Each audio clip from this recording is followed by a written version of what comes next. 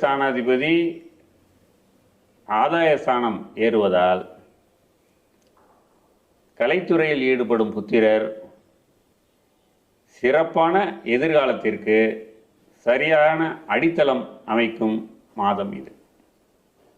ஒரு சிலருக்கு புத்திரர்கள் பிரபலமான கல்லூரிகளில் அவர்களோட மேற்படிப்புக்கு வாய்ப்புகளை உருவாக்கி தரும் மாதம்.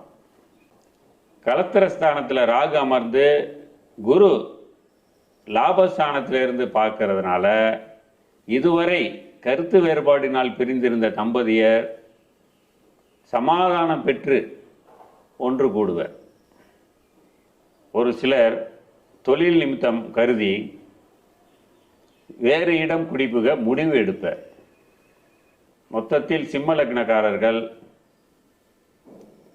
நல்ல பலன்கள் பெறும்